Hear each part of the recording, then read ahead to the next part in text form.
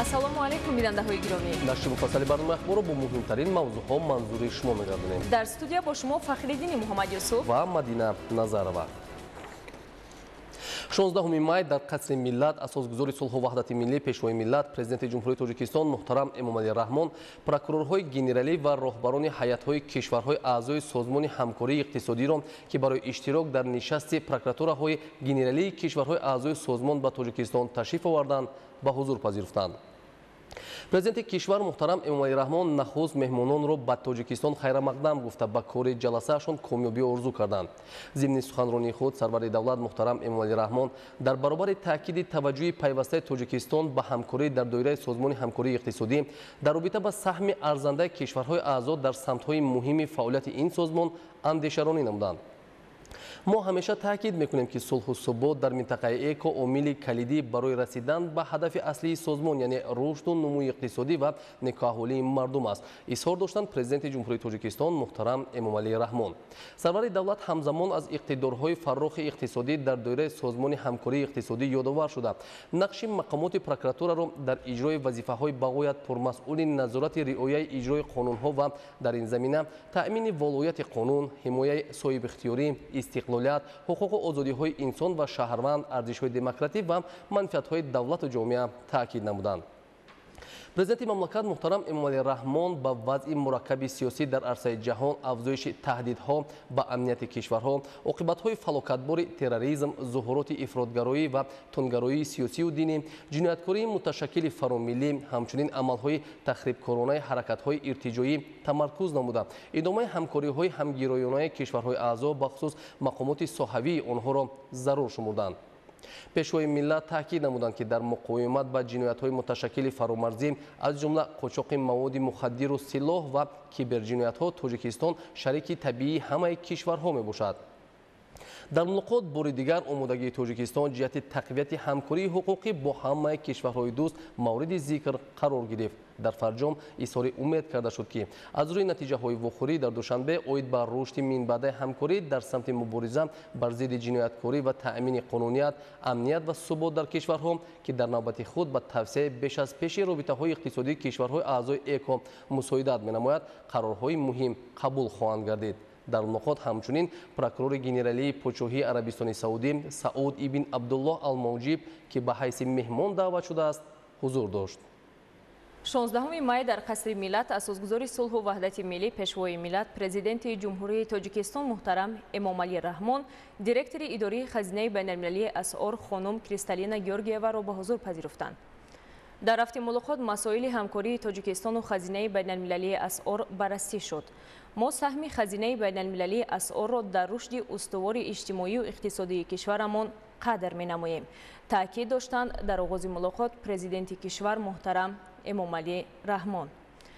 ҷонибҳо оид ба ҳамкорӣ дар самтҳои пешбурди ислоҳоти иқтисодӣ, нигоҳдории суботи макроиқтисодӣ, дастгирии тавозуни пардохт, таъмини устувории захираҳои байналмилалӣ ва баландбардоштани сатҳи зиндагии мардум табодули андеша карданд. роҳҳои тобовар намудани иқтисоди Тоҷикистон ба таъсири манфии омилҳои беруна аз ҷумла шиддати хавфҳои геосиёсӣ, нооромиҳои минтақавӣ ва паёмадҳои тағйирёбии иқлим аз мавзӯъҳои муҳими суҳбат буд. барои устувории рушди иҷтимоиву иқтисодӣ ва беҳбуди фазои сармоягузорӣ дар кишвари мо, идомаи ислоҳоти иқтисодӣ ва ҷудо намудани маблағҳои грантӣ зарур шумурда шуд. ҷонибҳо ҳамчунин оид ба густариши ҳамкорӣ бо шарикони рушд дар соҳаҳои судовари саноат, кишоварзӣ, энергетика ва тақвияти нерӯи инсонӣ андешаронӣ карданд. дар вохӯрӣ ҳамчунин дигар масъалаҳои мавриди таваҷҷӯҳи ҷонибҳо муҳокима гардид.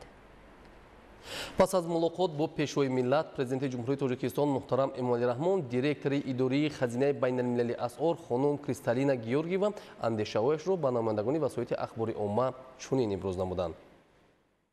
Спасибо большое для того, что пеш аз ҳама ба президенти ҷумҳурии Тоҷикистон, ҳукумати Тоҷикистон ва мардуми тоҷик барои пазироӣ ва меҳмоннавозии самимӣ изҳори сипос мекунам. имрӯз мо бо муҳтарам президент масъалаҳои ҳамкории самарабахши хазинаи байналмилалии асъор ва Тоҷикистонро баррасӣ кардем. ҳамчунин дар рафти суҳбат барномаи нави хазинаи байналмилалии асъор барои Тоҷикистонро муҳокима кардем, ки ба самти дастгирии идомаи ислоҳот дар кишвар, беҳдошти фазои маблағгузорӣ, ҷалби сармоягузорон, истифодаи маблағҳои буҷетӣ баҳри рушди соҳаҳои иҷтимоӣ, боло бурдани сатҳи зиндагии мардуми Тоҷикистон равона гардидааст. ин барномаи зарурӣ дар ҳолате роҳандозӣ мегардад, ки Тоҷикистон сохтмони яке аз лоиҳаҳои на танҳо барои кишвар, балки барои минтақа муҳим, нерӯгоҳи барқии оби роғунро идома дода истодааст.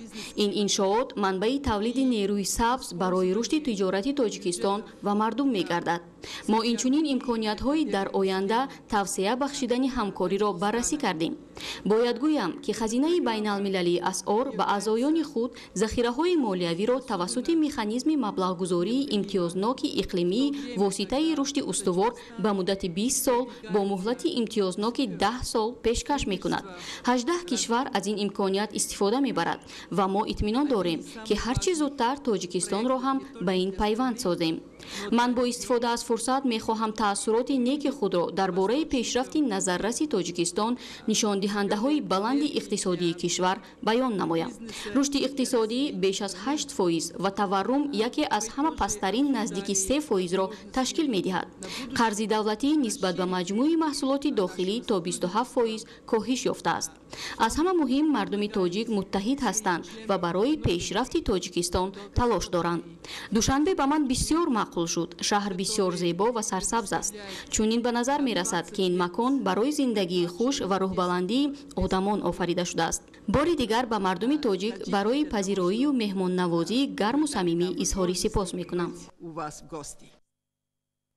16 май раиси Маҷлиси Миллии Маҷлиси Олии Ҷумҳурии Тоҷикистон, раиси шаҳри Душанбе муҳтарам Рустами Эмомалӣ бо директори идории хазинаи байналмилалии асъор хонум Кристалина Георгиева мулоқот намуданд.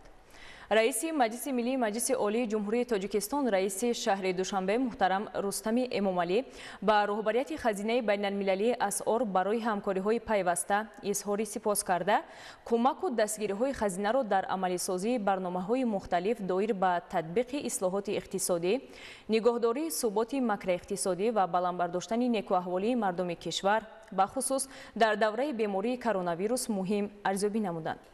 зикр гардид, ки Ҷумҳурии Тоҷикистон таҳкиму тавсеяи ҳамкориҳоро бо хазинаи байналмилалии асъор ҷиҳати амалисозии минбаъдаи ислоҳоти иқтисодӣ ва тараққиёти бомароми кишвар зарур мешуморад. мусоидат ба таъмини суботи молиявӣ, таҳкими низоми бонкӣ, дастгирии лоиҳаҳое ки ба ташаккули иқтисоди сабз, густариши рақамикунонӣ, ҳалли масъалаҳои иҷтимоӣ ва обу иқлим равона шуданд, аз самтҳои афзалиятноки ҳамкориҳои минбаъда номида шуд. дар ҷараёни мулоқот ҷонибҳо ҳамчунин оид ба дигар масъалаҳои мавриди таваҷҷӯҳи тарафайн мубодилаи афкор намуданд. имрӯз сарвазири ҷумҳурии Тоҷикистон Қоир Расулзода бо директори идории хазинаи байналмилалии асъор Кристалина Георгиева мулоқот намуд. ҷонибҳо паҳлӯҳои гуногуни робитаҳоро муҳокима карда, омодагии худро ҷиҳати истифодаи бештари имкониятҳои мавҷуда ва таҳкими робитаҳо дар соҳаҳои иқтисоду энергетика таъкид намуданд. таъкид гардид, ки барномаи нави хазинаи байналмилалии асъор самти идомаи ислоҳот, беҳдошти фазои маблағгузорӣ, ҷалби сармоя ва баланд шудани сатҳи зиндагии мардумро фарогир мебошад.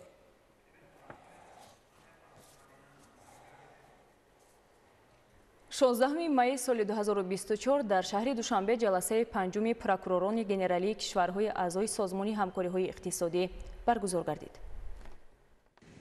16 майи соли 2024 дар шаҳри Душанбе ҷаласаи панҷуми прокуророни генералии давлатҳои аъзои Созмони ҳамкории иқтисодӣ баргузор гардид. дар кори ҷаласа прокуророни генералии Ҷумҳурии Тоҷикистон, Озарбойҷон, Ҷумҳурии Исломии Эрон, Ҷумҳурии Қазоқистон, муовини якуми прокурори генералии Ҷумҳурии Қирғизистон, муовини прокурори генералии Ҷумҳурии Исломии Покистон, прокурори генералии Суди Олии Кассатсионии Ҷумҳурии Туркия, муовини прокурори генералии Туркманистон, прокурори генералии Ҷумҳурии Узбекистон ва котиби генералии Созмони ҳамкории иқтисодӣ ширкат намуданд. дар ҷаласа прокурори генералии шоҳигарии арабистони саудӣ чун меҳмони фахрӣ иштирок карданд. иштирокчиёни ҷаласа масъалаҳои марбут ба ҷинояткории муташаккили фаромилӣ ва зарурати густариши ҳамкориҳои судӣ ва механизми кӯмаки ҳуқуқиро барои мубориза бо ин таҳдиди мураккаб ва афзоянда баррасӣ карданд. аз натиҷаи ҷаласаи панҷуми прокуророни генералии давлатҳои аъзои созмони ҳамкории иқтисодӣ эъломияи душанбе қабул гардид ки дар он қарори мусоидат ба таҳкими ҳамкориҳои байни давлатҳои аъзо дар соҳаи муҳими муқовимат ба ҷинояткории муташаккили фаромилӣ, тақвият бахшидан ба талошу иродаи давлатҳои аъзои созмони ҳамкории иқтисодӣ барои ҳамкорӣ дар сатҳи минтақавӣ дар рафъи таҳдидҳои ҷинояткории муташаккили фаромилӣ инъикос ёфтааст. дар кори ҷаласа нақшаи ҳамкорӣ байни прокуратураҳои генералии давлатҳои аъзои созмони ҳамкории иқтисодӣ тасдиқ гардида, иштирокчиён омодагии худро барои татбиқи самараноки он баён доштанд. инчунин тасмим гирифта шуд ки ҷаласаҳои мунтазами прокурорҳои генералии давлатҳои аъзои созмони ҳамкории иқтисодӣ бо мақсади мусоидат ба тавсеа ва таҳкими ҳамкорӣ дар соҳаи ҳуқуқӣ байни давлатҳои аъзои созмони ҳамкории иқтисодӣ, мусоидат ба табодули иттилоот дар бораи муассисаҳои таълимии миллӣ, имкониятҳо ва ҷалби мураббиёни касбии соҳибихтисос бо мақсади таҳкими иқтидор ва баланд бардоштани сатҳи касбии коршиносон ва мақомоти дахлдор ки дар мубориза бо гардиши ғайриқонунии маводи мухаддир, терроризм ва ҷинояткории муташаккили фаромилӣ ба котибот оид ба рушди лоиҳаҳои илми таҳқиқотӣ байни марказҳои тайёрии касбии прокуратураҳои генералӣ пешниҳодҳои дахлдор ирсол намоянд. 16 май директори идораи хазинаи байналмилалии асъор хонум Кристалина Георгиева аз кохи Наврӯзи шаҳри Душанбе дидан намуданд. шоми 6 май директори идораи хазинаи байналмилалии асъор хонум Кристалина Георгиева ба маҷмӯаи фарҳангии фароватии кохи Наврӯз ташриф оварда толорҳои барҳавою зебо ва бо санъати асили миллӣ оро ёфтаи онро тамошо намуд. маҷмӯаи кохи Наврӯз дар маркази пойтахти Тоҷикистон шаҳри Душанбе дар хиёбони Исмоили Сомонӣ ҷойгир буда соли 2015 бо усули меъмории миллӣ сохта ба истифода дода шуд. маҷмӯа аз 5 ошиёна иборат буда масоҳати 40,000 метри мураббаи толорҳои он бо санъати волои гаҷкорӣ, оинабандӣ ва чӯбкории ҳунармандони тоҷик оро ёфтааст. 11 толори маҷмӯа бо ҳунарҳои миллии тоҷикӣ аз қабили гаҷкорӣ, мозаика аз шишаҳои ранга, сақфҳои рангубор, чӯбкорӣ, сангтарошӣ истифода бурда шудааст. кохи Наврӯз аз толорҳои бо ҳашамати дидор, аржанг, гулистон ва зарандуд иборат мебошад. толори дидор аз гаҷкорӣ ва наққошӣ, толори аржанг аз 29 намуд сангҳои нимқиматбаҳои Тоҷикистон сохта шудааст. толори гулистон бошад толори кандакорӣ, намоиши ифтихори кандакории тоҷик ва толори зарандуд баландтарин толори бинои кохи Наврӯз ба ҳисоб меравад. бо ин шукӯҳу шаҳомат имрӯзҳо кохи Наврӯз макони баргузории чорабиниҳои сатҳи ҷумҳуриявӣ, минтақа ва ҷаҳонӣ гардидааст. пас аз тамошои толорҳои кохи Наврӯз, директори идораи хазинаи байналмилалии асъор хонум Кристалина Георгиева ба ҳунари волои устоҳои тоҷик баҳри бунёди чунин як макони бузурги фарҳангӣ баҳои баланд дод.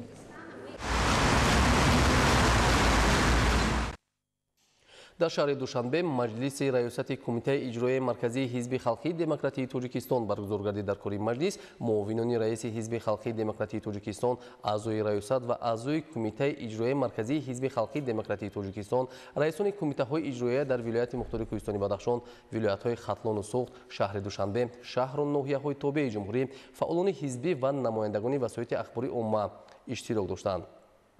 рӯзномаи маҷлис аз 5 масъала иборат буд. дар маҷлис бо назардошти таклифу пешниҳодҳо аз рӯи ҳамаи масъалаҳои муҳокимашуда қарорҳои дахлдор қабул гардида, ташкилотҳои ҳизбӣ муваззаф гардиданд ки ба масъалаҳои таъмини амнияти кишвар ва мубориза беамон бо зуҳуроти хатарноки замони муосир аз ҷумла терроризму экстремизм, таъассубу хурофот ва дигар падидаҳои манфӣ эътибори ҳамешагӣ дода, корҳои фаҳмондадиҳиро байни аҳолӣ вусъат бахшида, мардумро ба корҳои ободониву созандагӣ, татбиқи нақшаҳо вобаста ба соли маърифати ҳуқуқӣ ва бо дастовардҳои арзанда истиқбол гирифтани 30-солагии ҳизби халқии демократии Тоҷикистон ва 30-солагии Конститутсияи ҷумҳурии Тоҷикистон даъват намоянд. با اطمینان ابراز گردید که تشکیلات‌های حزبی فعالیت خود را بیش از پیش توسعه بخشیده، رسالت خود را در فعالیت من بعد نیز در تطبیق غایه‌های سازنده، ایده‌های نظام دولتداری ملی که از جانب رئیس معظم حزب محترم امامعلی رحمان مشخص گردیدند با صمیمیت خاصه انجام خواهد داد.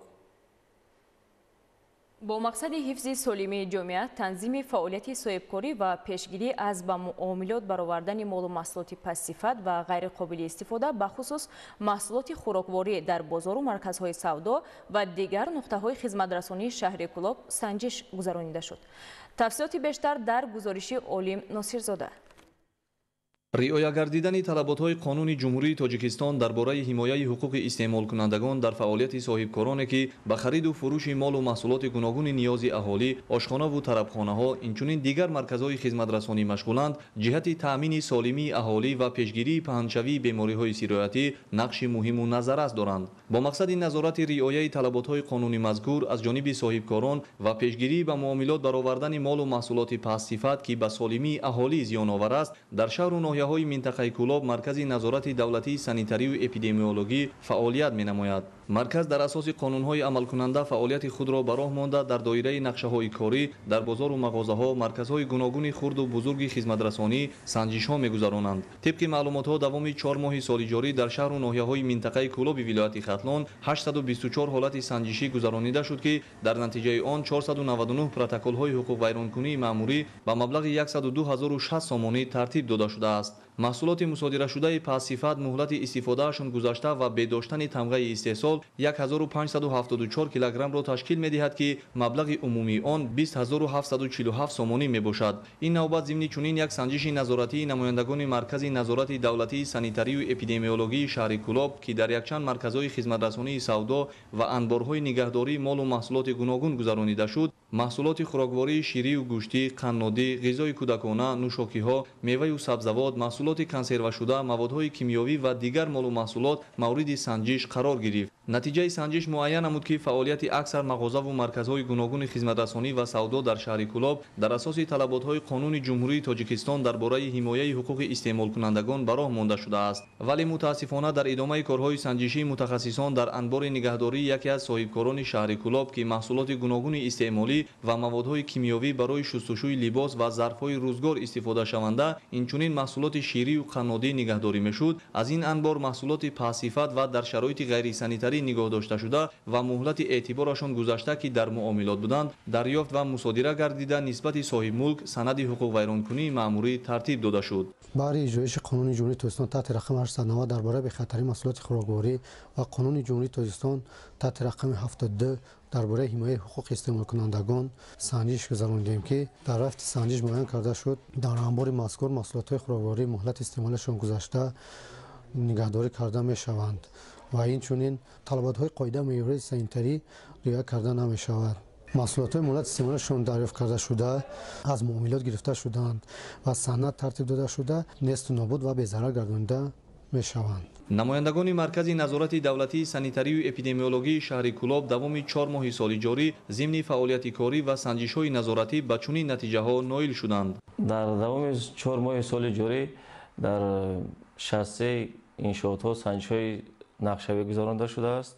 дар натиҷаи санҷишҳои гузаронида шуда нисбати 117 нафар шаҳрвандони воқеӣ протоколҳои маъмурӣ тартиб дода шудааст ки маблағи умумии онҳо 3881 сомониро ташкил медиҳад. аз соҳибкорон хоҳиш менамоем ки фаъолияти худро дар асоси талаботи қонуни ҷумҳурии тоҷикистон дар бораи ҳуқуқи истеъмолкунандагон ба роҳ монанд. инчунин ба шаҳрвандон тавсия дода мешавад ки ҳангоми харидорӣ намудани моли маҳсулотҳо ба санаи бароришашон ва муҳлати истифодабариашон диққати аввалиндараҷа диҳанд. маркази назорати давлатии санитарию эпидемиологии шаҳри кулоб фаъолияти худро асосан ба ҳифзи сиҳатии аҳолӣ, пешгирии бемориҳои сироятӣ, заҳролудшавӣ аз маводҳои ғизоӣ, назорати иншоотҳо оид ба риояи қоида ва меъёрҳои санитарӣ, ҳолати санитарию гигиении иншоотҳо ва ташхиси намунаҳои биологӣ аз беморон барои дарёфти бемориҳои сироятӣ, сифати маводҳои ғизоӣ, маҳсулоти кишоварзӣ, оби ошомиданӣ ва маводҳои безараргардонӣ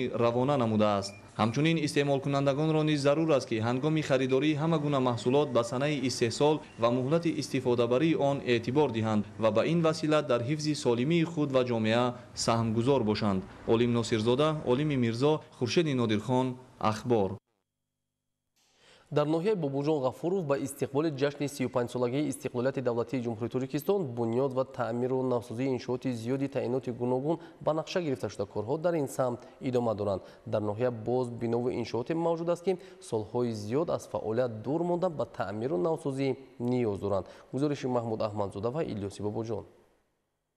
дар ноҳияи Бобоҷон Ғафуров ҷиҳати истиқбол аз ҷашни 35-солагии истиқлолияти давлатии ҷумҳурии Тоҷикистон корҳои бунёдкорию созандагӣ вусъат дошта то соли 2026 беш аз 2015 иншооти таъиноти гуногун бунёду навсозӣ карда мешаванд. аҳолии ноҳия ки бештар дар ҷамоати деҳот зисту зиндагӣ менамоянд, дар нақшаҳои рушди маҳал бунёди марказҳои фарҳангию фароғатӣ, варзишӣ, савдои хизматрасонӣ, таъмиру навсозии роҳҳои байни деҳот, маҳаллаҳо, таъмин ба оби нӯшокӣ ва бо кор таъмин кардани аҳолӣ равона карда шудааст. ноҳияи Бобоҷон Ғафуров аз 12 шаҳраку деҳот иборат аст ки бисёри ҷамоати деҳот аз маркази ноҳия дар масофаи дур ҷойгиранд ва аз ин лиҳоз дар иҷрои нақшаҳои рушди маҳал ҳаҷми зиёди кор ва маблағи бештарро талаб менамояд. то ин давраи соли равон дар ҳудуди ноҳия баҳри омодагӣ ба ҷашни 35-солагии истиқлолияти давлатии ҷумҳурии Тоҷикистон аз ҳисоби буҷети давлатӣ саҳми соҳибкорону аҳолӣ 756 иншоот дар маҳалҳо бунёд ва таъмиру навсозӣ шуданд ки таълиму тарбия, варзишу солимгардонӣ ва наврасону ҷавонон, марказҳои савдою хизматрасонӣ, корхонаҳои саноатӣ, имконияти таъмини ниёзи аҳолӣ бо маҳсулоти зарурӣ, ташкили ҷойҳои корӣ, имконияти беҳтарро фароҳам овард. дар баробари бунёду навсозии иншооти таъиноти гуногун дар деҳаи заркорони ҷамоати деҳоти ба номи Дадабой Холматов дар шафати роҳи нақлиётгузар ду бинои бекористода мавҷуданд. бинои аввал бо саҳну ҳудуди васеъ аз ҷониби соҳибкори маҳаллӣ бо мақсади ба манфиат истифода бурдан хусусӣ гардонида шуда мебоист таъмир намуда фаъолияти онро дубора ба роҳ мемонд ва ё пурра аз нав бунёд мекард. аммо бо гузашти чанд сол ҷиҳати ободии иншоот кори анҷом надодааст. бино давоми солҳои зиёде бекор истодан, кӯҳнию фарсуда ва ҳолати харобро ба худ касб намудааст. ҳамзамон дуртар аз ин бино боз чунин як бинои дуошона мавҷуд аст ки ҳоли ин бино низ мисли он бино мебошад. бинои мазкур қаблан ҳамчун бинои ҷамоати деҳот амал карда кормандон дар он фаъолият мекарданд, вале баъди таҷдиди хоҷагиҳои кишоварзӣ ба хоҷагиҳои хурди оилавӣ кормандони ҷамоати деҳот ба бинои хоҷагии деҳқонӣ кӯчиданд ва беш аз 10 сол ин ҷониб ин иншоот дар чунин ҳолу ҳаво қарор дорад.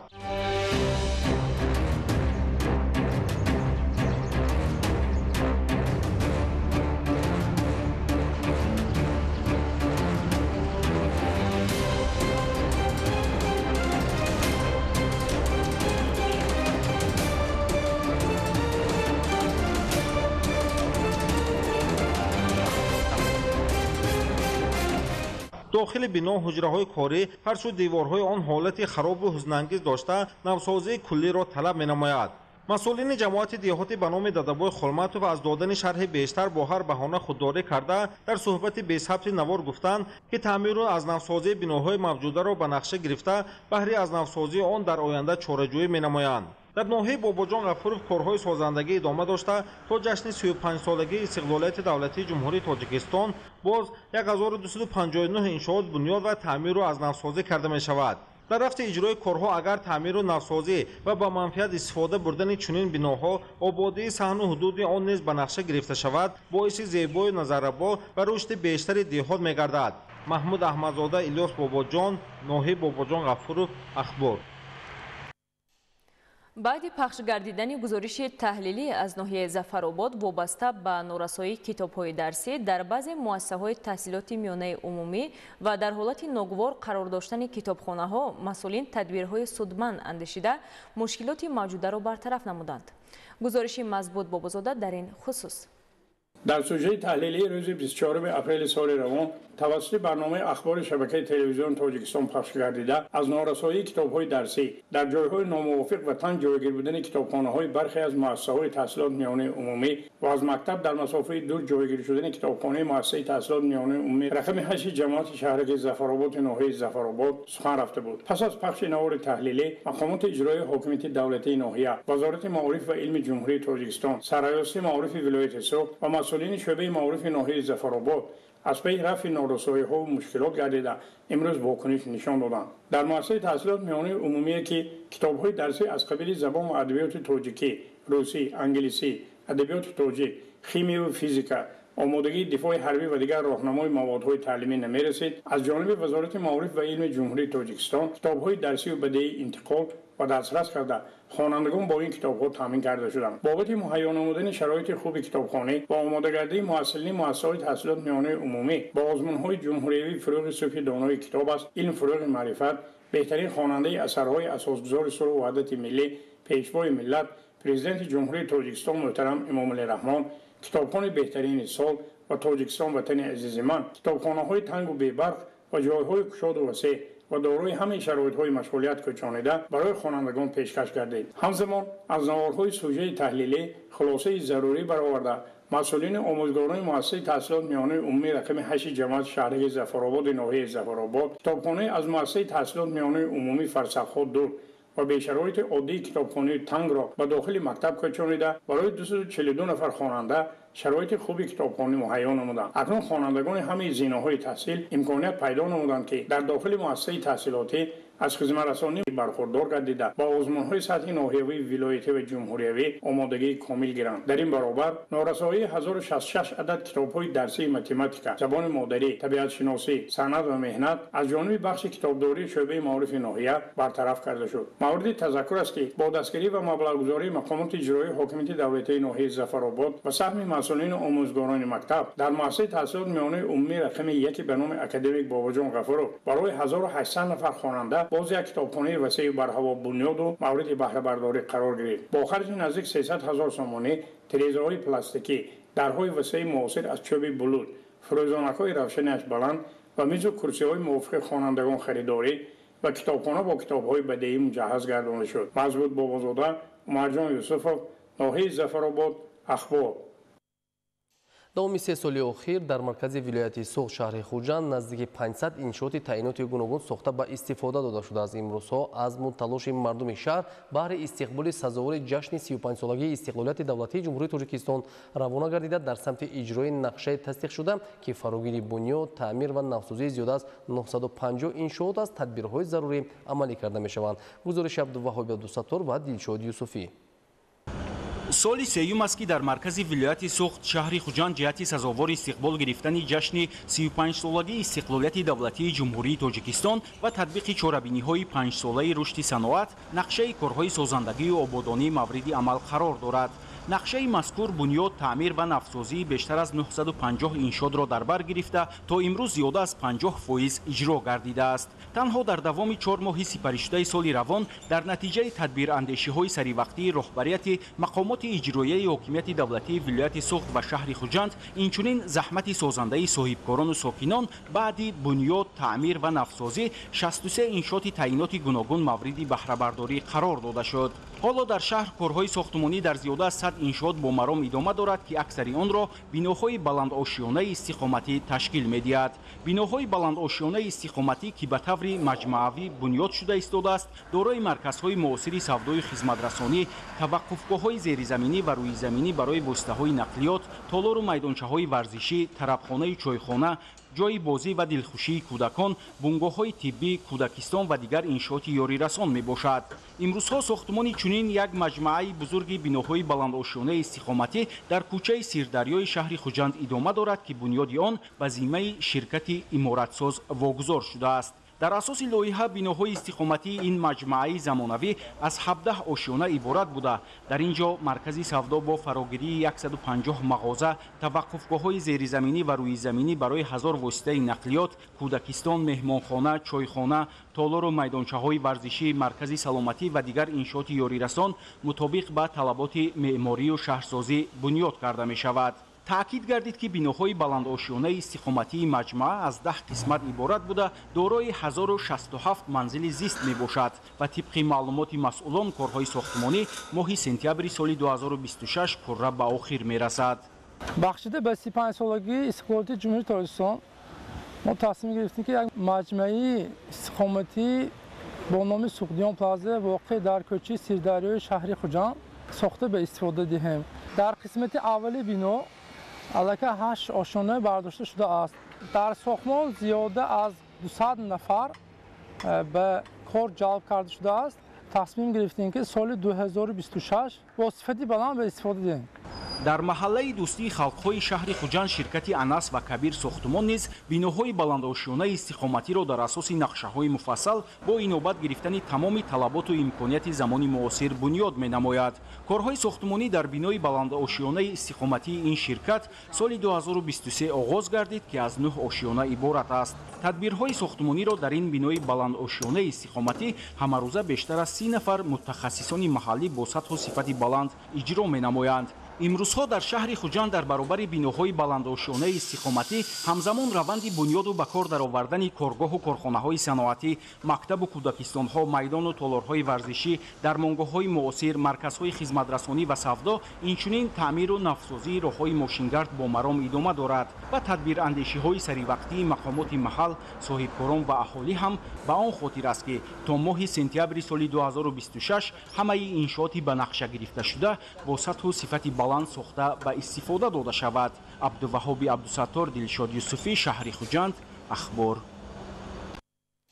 قبول گردیدن قطعنامه مجمع عمومی سازمان ملل متحد اوید به اعلان 25 می همچون روز جهانی فوتبال که تشبث پرزیدنت اسوسیاسیون فوتبال آسیای مرکزی پرزیدنت فدراسیون فوتبال تاجیکستان محترم رستم امامعلی می باشد، ساکنان ناحیه مرغاب ولایت مختار کوهستانی بدخشان با خوشنودی و برگزاری چهاربینی‌های گوناگون ورزشی استقبال گرفتند. گزارش نوبتی ادامه دهنده همین موضوع است. در زمینه رویدادهای فرابخش و اقدامهای نجیبانه و شایسته حکومت جمهوری تاجیکستان و تشبثهای جهانی اساسگزار صلح و وحدت ملی پیشوای ملت پرزیدنت جمهوری تاجیکستان محترم امامعلی رحمان که دوام 33 سال اخیر تاجیکستان را در عرصه جهانی همچون دولت پیش آهنگ معرفی و نفوذ و اعتبار مخصوص را صاحب گردیده است، اهالی ناحیه بلندکوی مرغاب سرفراز و سربلند گردیده مژده نوبتی و نیک سازمان ملل متحد وابسته به جهانی شدن فوتبال را با برگزاری چهاربینی عمومی از این رویداد فرابخش استقبال نمودند. ساکنان سربلند ناحیه بلندکوی مرغاب پیشنهاد پرزیدنت اسوسیاسیون فوتبال آسیای مرکزی پرزیدنت فدراسیون فوتبال تاجیکستان محترم رستم امامعلی را با هم‌آوازی عمیق پشتیبانی نموده با جلب دایره وسیع اهالی ناحیه، ساختارهای قدرتی و مقامات‌های حفظ حقوق، کارمندان اداره و مؤسسه‌های ناحیه مرغاب تشکیل و برگزار نمودند. قبول گردیدن قطعنامه مجمع عمومی سازمان ملل متحد اوید به اعلان نمودن 25 می همچون روز جهانی فوتبال صحیفه نو را در تاریخ ورزش تاجیکستان باز نموده است. گفته شد که جمهوری تاجیکستان آخر ماه مارس سال جاری با تکیه به کامیابی هنگام مسابقه جام آسیا موقع قوی انتخاب نموده برای رسیدن به جام جهانی کوشش بیشتر را به خرج داده با امیدهای نیک به سوی موفقیت‌های نو به نو گام‌های استوار دارد. قبول گردیدن قطعنامه مجمع عمومی سازمان ملل متحد اوید به اعلان نمودن 25 می همچون روز جهانی فوتبال را از اقدام‌های سیاست ورزش پرورانه و تشبث‌های بی‌نظیر اساسگزار صلح و وحدت ملی پیشوای ملت پرزیدنت جمهوری تاجیکستان محترم امامعلی رحمان عنوان نموده، آن پیش از همه شهادت از آن می‌دهد که تاجیکستان در سازمان با نفوذ جهانی مقام خاصه را دارا میباشد. محض با شرافت استقلال و وحدت و یگانگی سیاست خردمندانه پیشوای ملت پرزیدنت جمهوری تاجیکستان محترم امامعلی رحمان بود که تاجیکستان امروز در همه نمودهای ورزش به دستاوردهای نظررس نائل گردیده ورزشگران تاجیک پرچم وطن عزیزمان را در چهاربینی‌های گوناگون پرافشان می‌نمایند. در ادامه چهاربینی از جانب بخش فرهنگی ناحیه مرغاب برنامه جالب فرهنگی و در میدانچه ورزشی بازی فوتبال دوستانه بین جوانان برگزار گردیده. غالبان بخشیده به 23 می روز جوانان تاجیکستان با مکافات‌های پولی قدردانی خواهند گردید. تاج‌نسای فیض‌الله بیگ، مبارک شاه رستم، ناحیه مرغاب، اخبار. در رابطه با اعلان گردیدن روز جهانی فوتبال که من بعد 25 می تجلیل کرده می شود، در ناحیه کوشانیان با اشتراک جوانان خاصه ورزشگران دسته فوتبال کوشان همایش برگزار شد. گزارش محمد رجب عبدالله‌زاده. بازی فوتبال یکی از راه‌های بهترین بهداشت سلامتی و ترغیب طرز حیات سالم، اینچنین مهمترین وسیله متحدسازی خلق و ملت‌های گوناگون میباشد. در دایره چهاربینی‌ها بخشیده به اعلان گردیدن 25 می همچون روز جهانی فوتبال با تشبث مقامات اجرایی حاکمیت دولتی مسابقه عاید به فوتبال بین تشکیلات و اداره‌های ناحیه برای دریافت جام رئیس ناحیه کوشانیان آغاز گردید.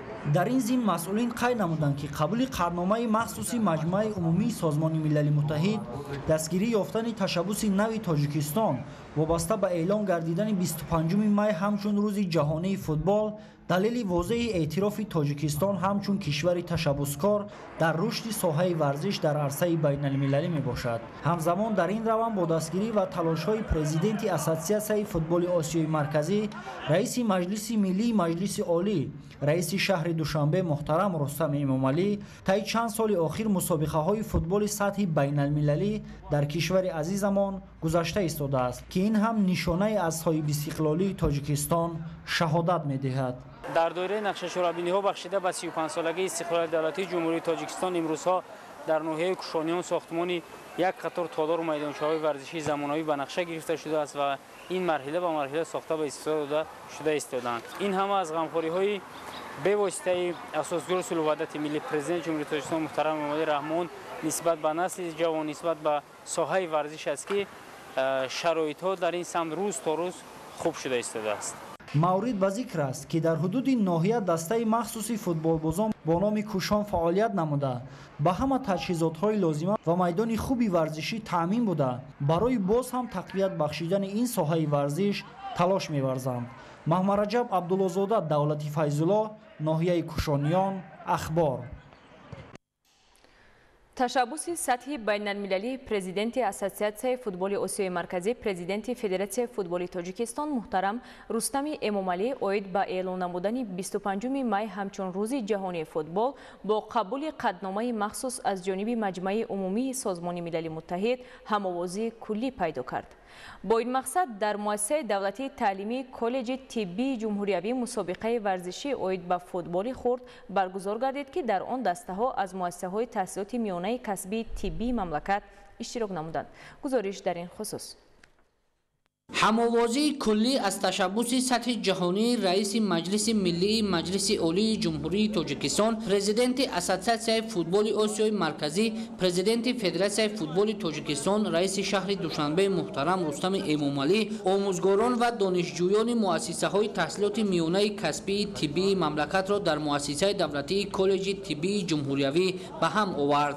با این مقصد در مؤسسه دولتی کالج طبی جمهوریوی مسابقه ورزشی اوید به فوتبال خرد تشکیل کرده شد. در مسابقه ورزشی که روزهای 16 و 17 می سال 2024 در شهر دوشنبه برگزار می‌گردد، دانشجویان مؤسسه‌های تحصیلات میانه کسبی طبی شهر و ناحیه‌های جمهوری برای به دست آوردن جای‌های افتخاری از روی مسابقه فوتبال خرد بین هم رقابت می‌کنند. پیش از آغاز مسابقه ورزشی مسئولان تاکید کردند که باعث افتخار و سرفرازی است که تشبث سطحی بین المللی پرزیدنت اسوسیاسیون فوتبال آسیای مرکزی، پرزیدنت فدراسیون فوتبال تاجیکستان، رئیس شهر دوشنبه محترم رستم امامعلی با اتفاق آرا یکدلانه جانبداری و طریق قطعنامه مخصوص از جانب سازمان ملل متحد قبول گردیده نفوذ و آبروی دولت و ملت تاجیک را بار دیگر در عرصه بین المللی بلند برداشت. این تشبث باز هم به تحکیم طرز حیات سالم و عمومیت بیشتر فوتبال که در بین تمام قشرهای جامعه دارای محبوبیت زیاد است مساعدت میکند. مسابقه فوتبال خرد با اشتراک 22 دسته عبارت از 300 نفر ورزشکار روز 16 می آغاز گردیده تا 17 می ادامه می‌یابد. در آغاز مسابقه جدول بازی دسته ها از روی قرعه کشی شفاف معین گردیده رقابت ها در گروه های علاهیده برای دریافت جام مسابقه گذرانده می شود. رقابت دسته ها در میدانچه های معاصر و زمانوی ورزشگاه کالج طبی جمهوریوی که برای استقبال ورزشکاران خوب آماده گردیده بود آغاز شد. طبق پیشنهاد پرزیدنت اسوسیاسیون فوتبال آسیای مرکزی و پرزیدنت فدراسیون فوتبال جمهوری تاجیکستان محترم رستم امامعلی اوید به رسما اعلان گردیدن روز جهانی فوتبال از جانب سازمان ملل متحد از طرف وزارت تندرستی و حفظ اجتماعی عالی جمهوری تاجیکستان مسابقه خرد ورزشی نمود فوتبال در مؤسسه دولتی تعلیمی کالج طبی جمهوریوی میان کالج های طبی خود جمهوری آغاز گردید و ما همگان اهل ریاست کارمندان مؤسسه ها از پیشنهاد محترم رستم امامعلی برای در یک سطح بلند گذراندن چنین مسابقه‌های ورزشی خود از نمود فوتبال جانبداری خود را اظهار می‌نماییم. یادآور می‌شویم که 7 می سال 2024 مجمع عمومی سازمان ملل متحد قطعنامه درباره اعلان نمودن 25 می را همچون روز جهانی فوتبال که از جانب پرزیدنت اسوسیاسیون فوتبال آسیای مرکزی پرزیدنت فدراسیون فوتبال تاجیکستان محترم رستم امامعلی پیشنهاد گردیده بود قبول نمود. در قطعنامه مذکور اهمیتی در روحیه صلح، همفکری، همکاری بین‌الخلقی، دوستی، تحمل پذیری و به هیچ گونه تبعیض گذراندن چاره‌بینی‌های بزرگ ورزشی تاکید شده است. همین طریق غالبان جای‌های افتخاری مسابقه فوتبال خرد بین دانشجویان مؤسسه‌های تحصیلات میانه کسبی طبی شهر و ناحیه‌های مملکت از جانب دستاندرکاران با مدال و جام و تحفه‌های خاطروی قدردانی می‌گردند. نوریدین قربان، فرهاد واسع، بهادر حسن‌زاده برای برنامه اخبار. پیشنهاد پرزیدنت اسوسیاسیون فوتبال آسیای مرکزی پرزیدنت فدراسیون فوتبال تاجیکستان محترم رستم امامعلی وابسته به اعلان روز جهانی فوتبال طریق قبول قطعنامه مخصوص از جانب مجمع عمومی سازمان ملل متحد پذیرفته شد و سنه 25 می در سراسر جهان من بعد تجدید کرده می شود. ساکنان ولایت سوغ نیز این مژده فرحبخش ورزشی را که تشبثکاری آن جانب تاجیکستان است با راه اندازی مسابقه های ورزشی عاید به فوتبال استقبال نمودند. گزارش همکاران امام ادامه دهنده این موضوع است. پیشنهاد پرزیدنت اسوسیاسیون فوتبال آسیای مرکزی پرزیدنت فدراسیون فوتبال تاجیکستان رئیس شهر دوشنبه محترم رستم امامعلی وابسته به اعلان روز جهانی فوتبال طریق قبول قطعنامه مخصوص از جانب مجمع عمومی سازمان ملل متحد و در سرتاسر جهان من بعد سنه 25 می تجلیل روز جهانی فوتبال از جانب کارشناسان نمایندگان اهل جامعه ولایت سوغ همچون تشبث نکوی سازنده ترغیب دوستی و همدلی و رفاقت ملت‌ها و بازگوی مقام شایسته جمهوری تاجیکستان در سطح جهان قبول و ارزیابی می‌گردد. روز 25 می همه ساله در جهان همچون روز فوتبال جشن گرفته می شود و این اقدام جمهوری تاجیکستان نیز بازگوی از آن است که جمهوری تاجیکستان در موقع بین المللی موقع خاص دارد و این یک پیک شادی نوبتی برای کلی مردم تاجیکستان است. مردم تاجیک از قدیم و ایام فرهنگ آموز و فرهنگ ساز و شهرآفر و شهرساز است. این فوتبال یک بازی عمومی جهانی است که دوستی بین ملت ها و دولت ها را خیلی قوی می‌گرداند. باز رشته دوستی را بین جوانان تمام جهان و کل ساکنان سیاره خیلی قوی گردانیده برای رفت و آمد و شناسایی از فرهنگ غنی یکدیگر مساعدت می‌نماید.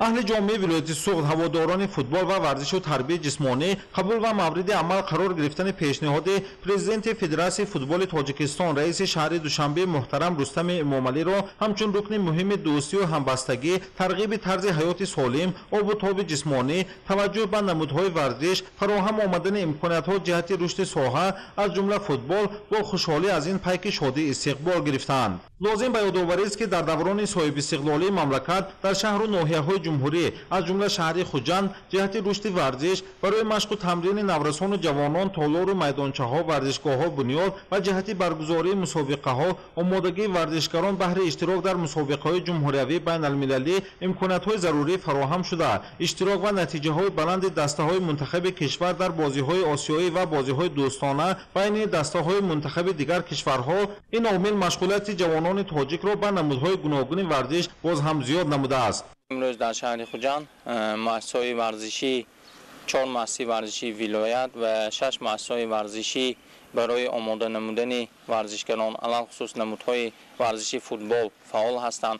در شهر خوجند زیاده از 30 نفر مربیان نمودی فوتبال و نزدیک 700-800 نفر نورسان و جوانان برای مشغول شدن به نمودی ورزشی فوتبال و در آینده همچون ورزشکار همچون فوتبال بازی کسبی انتخاب نموده به همین نمودی ورزش مشغول شده ایستادند و همزمان در شهر خوجند امروز زیاده از 330 انشاءات ورزشی فعال هست که نزدیک 70% آن را امروز برای مشغول شدن به نمودی فوتبال عمل میکند. در جمهوری تاجیکستان با برابر فراهم آوردن امکانات‌ها جهت مشق و تمرین جوانان راه یافتن در مسابقه‌های سطح بین‌المللی توجه همگان ساکنان و تماشای بازی‌ها طریق شبکه‌های تلویزیونی مملکت و هواداری تماشابینان باعث خوشحالی و نیروی تازه به ورزشکاران می‌گردد.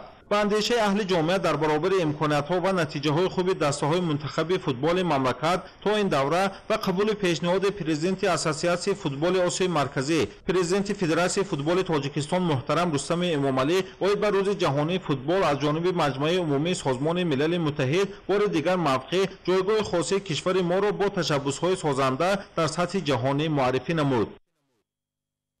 бахшида ба 100-солагии шаҳри Душанбе дар коллеҷи техникии донишгоҳи техникии Тоҷикистон ба номи Муҳаммад Осимӣ ҳамоиши илми амалӣ таҳти унвони нақши меъмориву сохтмон дар рушди инфраструктури нақлиёти Ҷумҳурии Тоҷикистон доир гардид. гузориш дар ин хусус. дар ҳамоиш олимону мутахассисони соҳаи меъмориву сохтмон, масъулони корхонаҳои лоиҳакашиву дизайнерӣ ва омӯзгорону донишҷони коллеҷи техникии донишгоҳи Тоҷикистон ба номи академик Муҳаммад Осимӣ иштирок доштанд. зикр шуд ки рушди соҳаи нақлиёт барои Ҷумҳурии Тоҷикистон аҳамияти бузург дорад ва раҳоӣ аз бомбасти коммуникатсионӣ яке аз ҳадафҳои стратегии давлат ба ҳисоб меравад. таъкид гардид ки бо дар назардошти афзоиши аҳолӣ, зиёд шудани талабот ба бунёди корхонаҳои истеҳсолӣ ва манзилҳои истиқоматӣ, ҳангоми бунёди иншооту биноҳо ба риояи ҳадмии қоидаву меъёрҳои шаҳрсозӣ ва сохтмон бояд эътибори ҷиддӣ зоҳир шавад. дар ин самт истифодаи васеъи унсурҳои меъмории милливу замонавӣ, технологияҳои муосир ва масолиҳи сифатноки сохтмон муҳим мебошад. дар ҳамоиши илмӣ олимон бо маърузаҳо дар мавзӯи амалигардии нақшаи генералӣ ва дигаргунии симои шаҳр, рушди соҳаи нақлиёт дар замони соҳибистиқлолӣ, рушди соҳаи меъморӣ ва шаҳрсозии Ҷумҳурии Тоҷикистон дар замони муосир ва роҳҳои муваффақ шудан дар соҳаи меъморӣ ва дизайн баромад намуданд. ин навбат форуми соҳибкории G5 дар шаҳри Конибодоми вилояти Суғ доир шуд. дар форуми мазкур вобаста ба мавзӯъҳои мубрами фаъолияти соҳибкорӣ табодули андеша сурат гирифт. маълумоти бештар дар гузориши навбатӣ.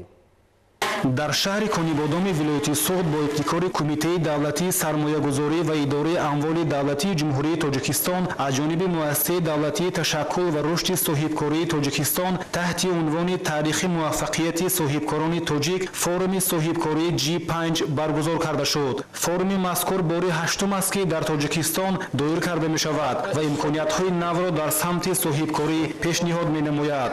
дар кори он намояндагони мақомоти иҷроии ҳокимияти давлатии шаҳри Конибодом, доираи васеи соҳибкорони ватанӣ, сармоягузорон, шарикони рушд ва бахши хусусӣ ширкат варзида бобати минбаъд бештар равнақ бахшидани рушди соҳибкорӣ ва ба ин васила баландбардоштани сатҳи некуаҳволии сокинони кишвар табодули афкор намуданд.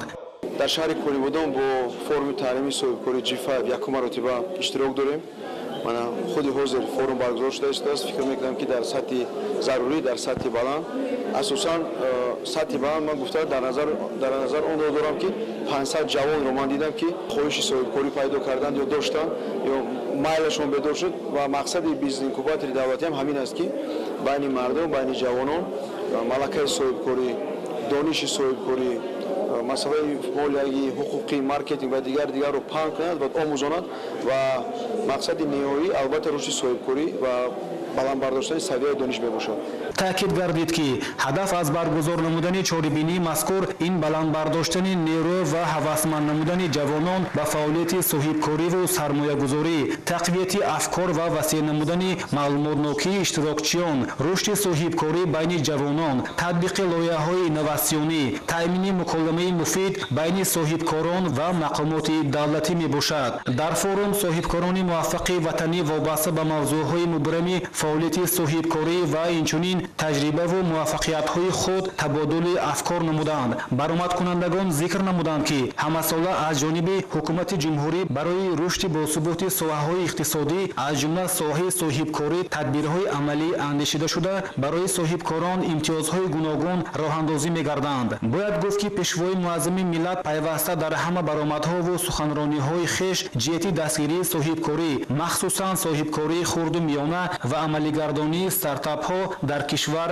таъкидҳо менамоянд. дастёбӣ ба қарзҳои имтиёзнок аз ҷониби бонкҳои давлатӣ аз ҷумлаи дастгириҳои соҳибкорони маҳаллӣ ба ҳисоб меравад ки он сол ба сол рӯ ба афзоиш дорад. дар доираи дастгирии соҳибкорӣ аз ҷониби ҳукумати мамлакат ба хотири рушди соҳа барои соҳибкорон имтиёзҳои гуногун роҳандозӣ мешаванд. содагардонӣ ба расмиятдарории андозиву гумрукӣ аз ҷумлаи ин имтиёзҳо мебошад ки ба пешрафти фаъолияти соҳибкорӣ мусоидат мекунад. маҳз ва ин дигар дастгириҳои пайвастаи роҳбарияти олии сиёсии кишвар аст ки имрӯз саҳми назарраси соҳибкорони бо нангу номуси кишварро дар пешбурди соҳаҳои иқтисодиёт ва иҷтимоиёти мамлакат мушоҳида мекунем. дар раванди кори форум миёни соҳибкорони муваффақ ва аҳли толор мубодилаи афкор сурат гирифт. форуми мазкур метавонад дар рушди малакаҳои соҳибкории ҷавонон, таҳқиқи масъалаҳои иқтисоди рақамӣ, инчунин таҳкими муколама ва ҳамкориҳои минбаъда миёни мақомотҳои давлатӣ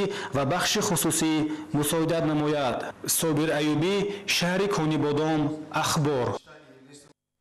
кишоварзони ноҳияи Носири Хусрав бо истифодаи муфиди имкониятҳои табиӣ аллакай ҷамъоварӣ ва содироти маҳсулоти кишоварзиро ба бозорҳои дохил ва хориҷи мамлакат оғоз намуданд.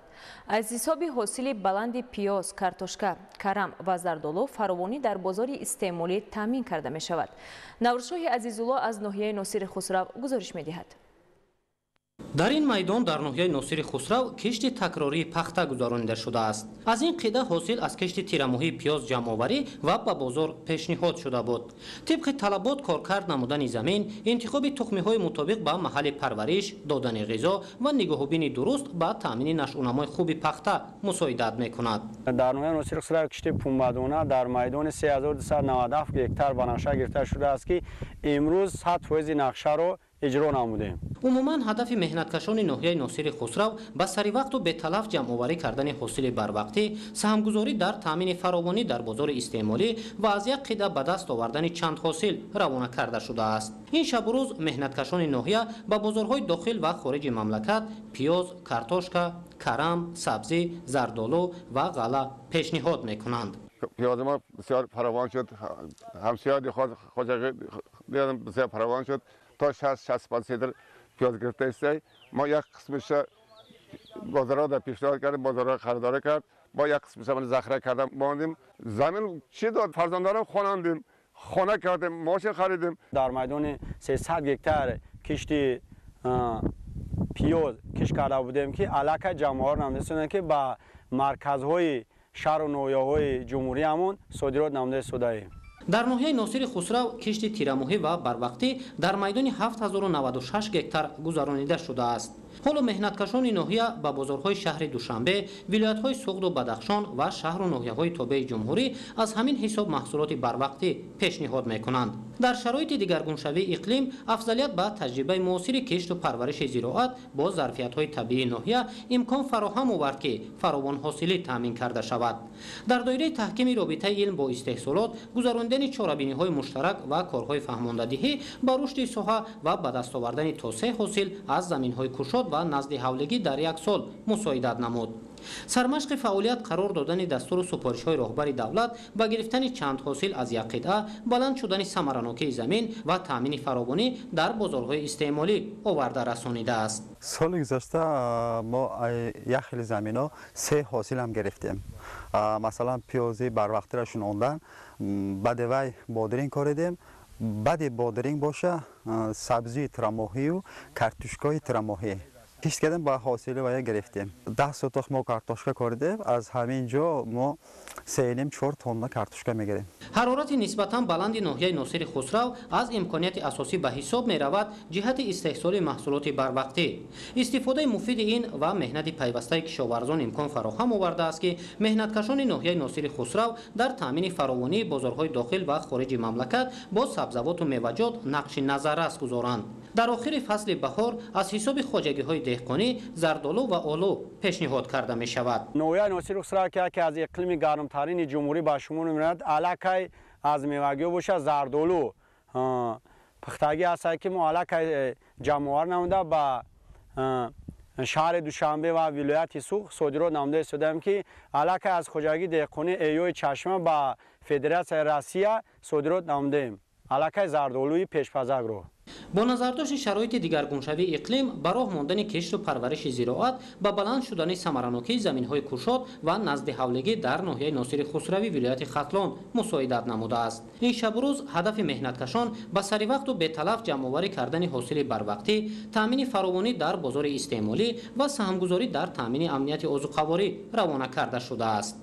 ناصر خسرو از گرمترین ناحیه‌های مملکت به حساب می‌رود و استفاده مفید شرایط طبیعی امکان فراهم آورده است که این ناحیه ولایت ختلان در تامین فراوانی بازارهای استعمالی مملکت با محصولات بروقتی سهم نظررس گذارد. بعد جمع‌آوری حاصل کارتوشکا، پیاز و جو، علاقه گذراندن کشت تکراری در ناحیه ناصر خسرو آغاز شده است.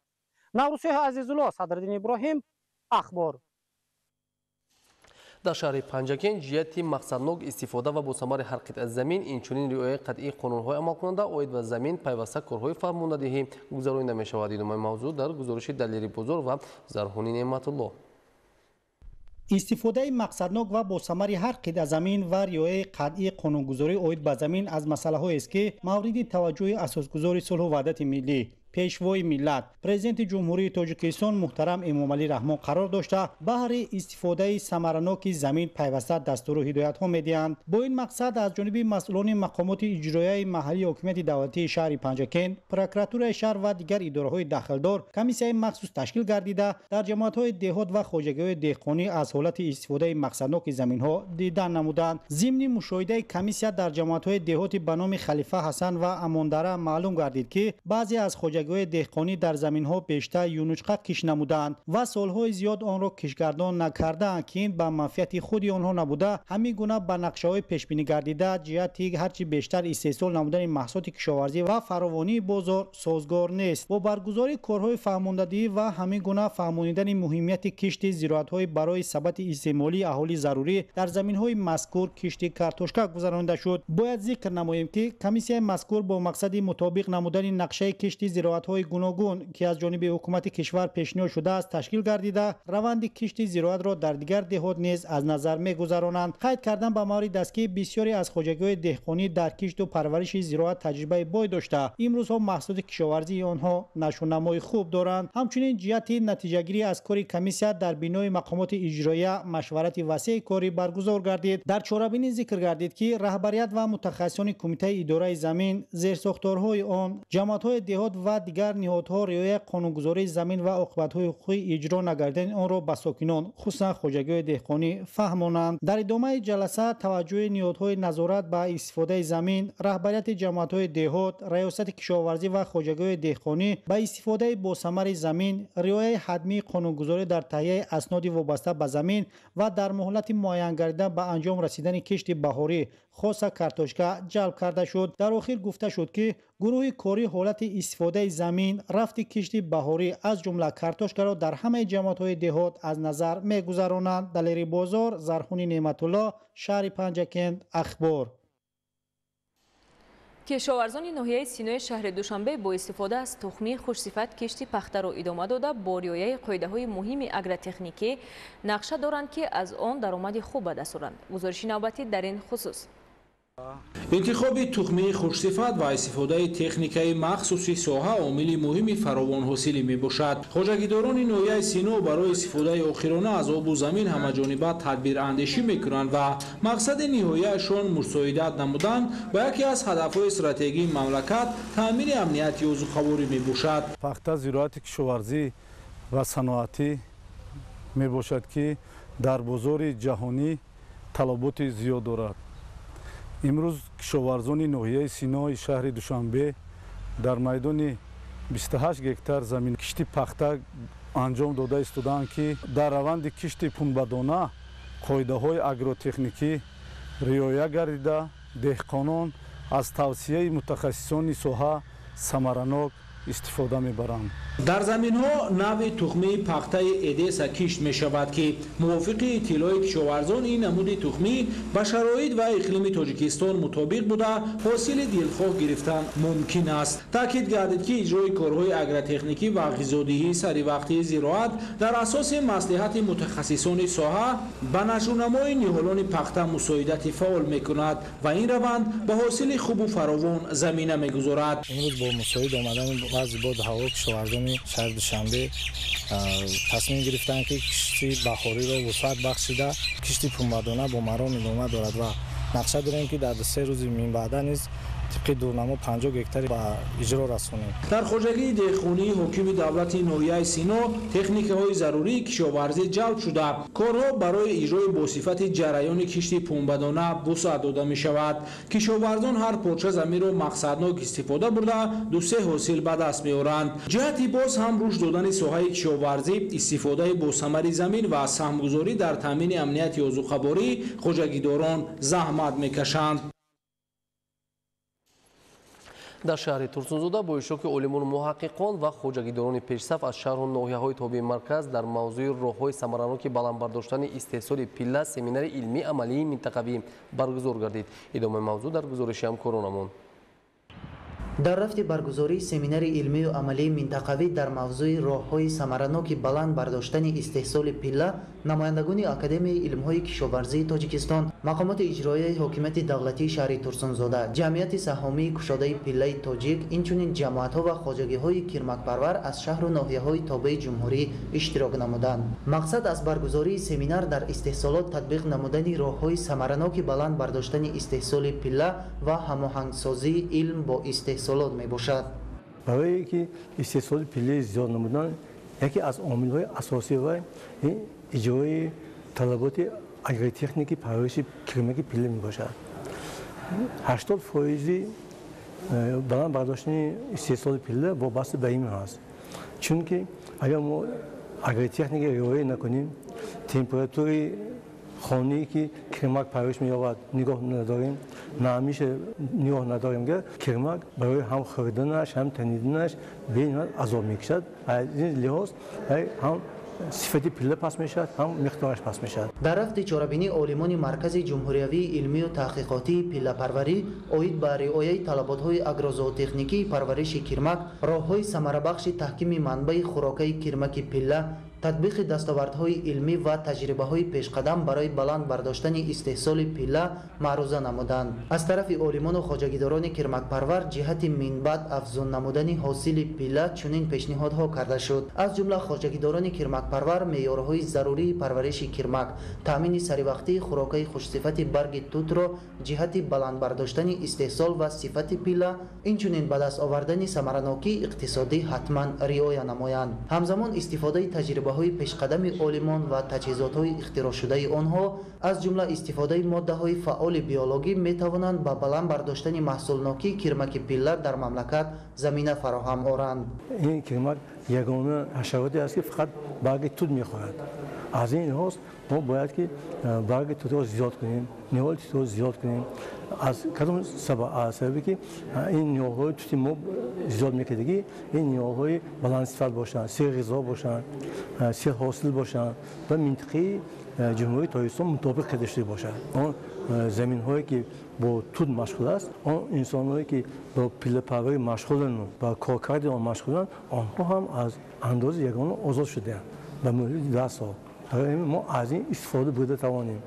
ما باید زیاد کنیم. ذکر کرده شد که تشکیل و وسیع نمودن میدان‌های توتزار با راه اینتنسیوی و جاری کردن طرزهای نوی شنانیدن نهال‌های توت نیز برای به دست آوردن حاصل زیاد برگ امکان فراهم می‌آورد تا پرورش کرمک پله را در یک سال 2-3 مرتبه براه مانده شود. زیرا چنین تجربه در کشورهای خارج الکی راه اندازی شده ایستاده است. در این ضمن ضرور است که کارهای سلکسیونی برای آفریدن نوع‌های وطنی درختان توت و ذات‌های نوی پرمحصول کرمک پله وسعت بخشیده شوند. باید قید نمود که عین زمان در یک قطار شهر و ناحیه‌های مملکت جمع‌آوری پله آغاز گردیده، پرورش و نگاه‌بینی آن در مرحله‌های آخرین با مرام ادامه دارند.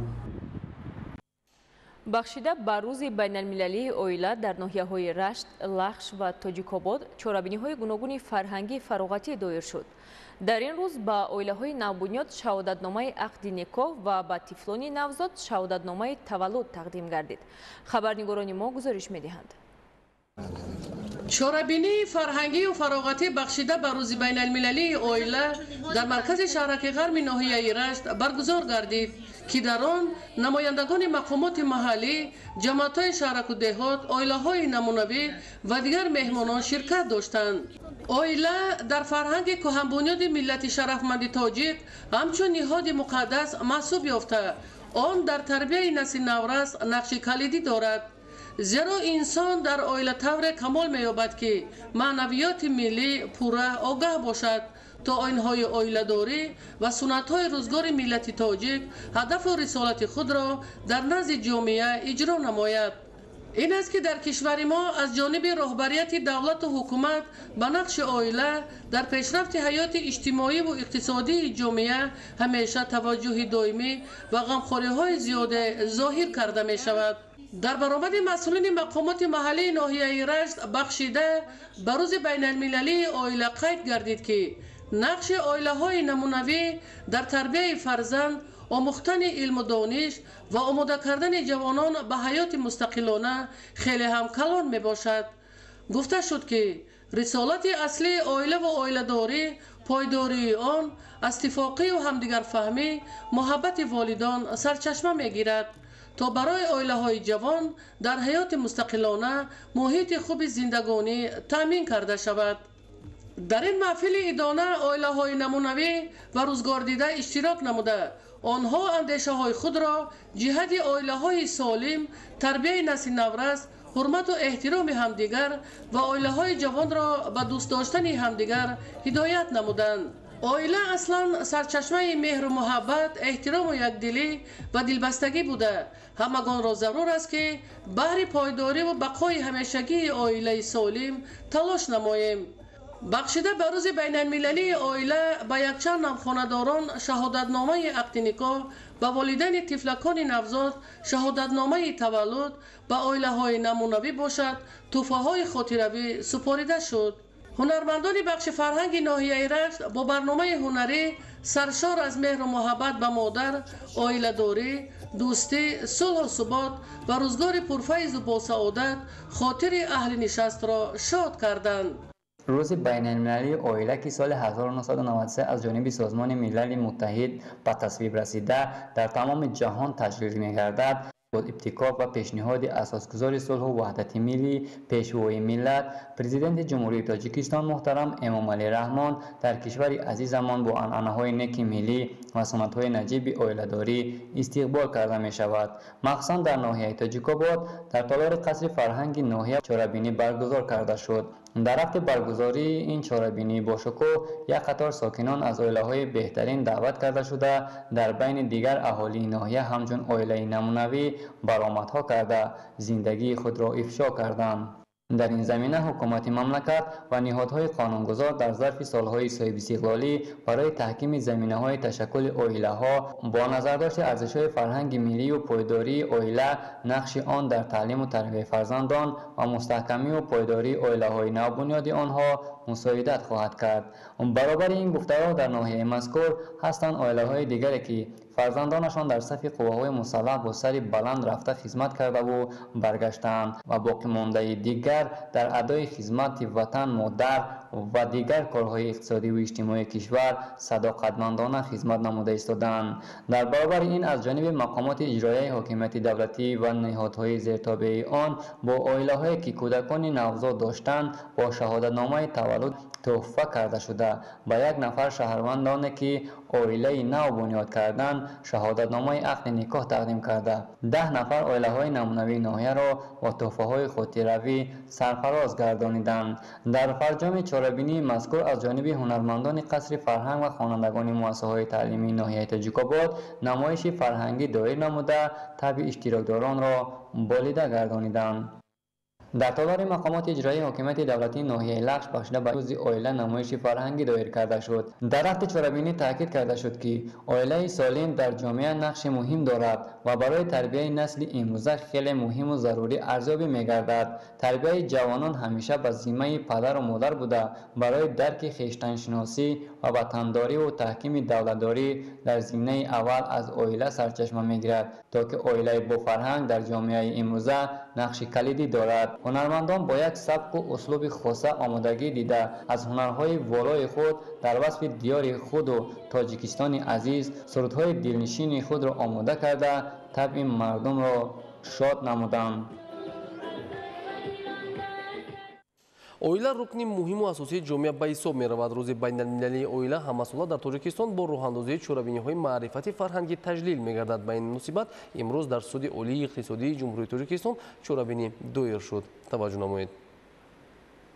яке аз масъалаҳои мубрами ҳаёти имрӯзаи ҷомеа бунёди оилаву ҷомеаи солим ва тарбияи насли ояндасоз ба шумор меравад ки ҳалли дурусти он ба тарзи ҳаёт ва ҷараёни инкишофи худи инсон ва рушди ҷомеа вобаста мебошад. оила ҳамчун падидаи иҷтимоиву иқтисодӣ маҳаки асосии ҷамъиятро ташкил дода дар сатҳи конститутсияи кишвар барои ҳифзи он ва таҳти ғамхории махсуси давлат фаро гирифтани модару кӯдак аз ҷониби ҳукумати кишвар ҳамаи чораҳои зарурӣ андешида мешаванд.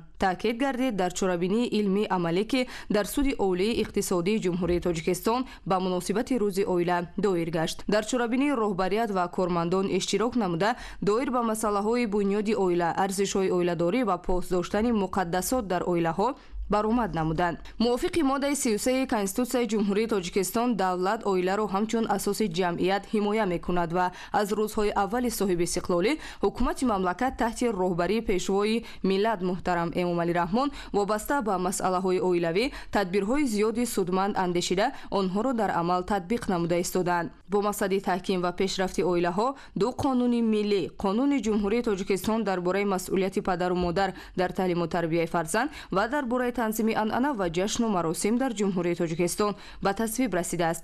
оила ҳамчун унсури асосии ҷомеа ҳамеша нигоҳдорандаи арзишҳои инсонӣ, фарҳанг, идомаи таърихии наслҳо ва омили мустаҳками инкишоф аст. маҳз ба шарофати оила давлат қавӣ гаштаву тараққӣ мекунад ва некуаҳволии халқ беҳ мегардад. дар ҳама давру замон пешрафти давлатҳо вобаста ба вазъи оила дар ҷомеа ва муносибат ба он баҳогузорӣ карда мешавад. аз ин лиҳоз нақши оила ҳамчун ҷузъи асосии ҷамъият дар тарбияи фарзанди солим бо маърифату ватандӯст басо бузург аст. дар чорабинӣ баромадкунандагон иброз доштанд ки ҷаҳони муосир имрӯз аз ҳар давраи дигар ҳассосу мураккаб гардида масъулияти падару модаронро дар таълиму тарбияи фарзанд боз ҳам зиёдтар кардааст, зеро бунёди оилаҳои солиму созанда ва дар маҷмӯъ ояндаи давлату миллат дар дасти онҳост. оишаи Саттор, Фарҳоди Восе, Ахбор. бахшида ба 30-солагии таъсисёбии қушунҳои сарҳадии Кумитаи давлатии амнияти миллӣ дар қисми ҳарбии 0332 қушунҳои сарҳадии Кумитаи давлатии амнияти миллии ҷумҳурии Тоҷикистон дар ноҳияи 5 бо афсарону сарбозон дар мавзӯи ватан марзи номуси миллат аст ҳамоиш баргузор гардид. гузориши Қамариддин Ҳусейнзода.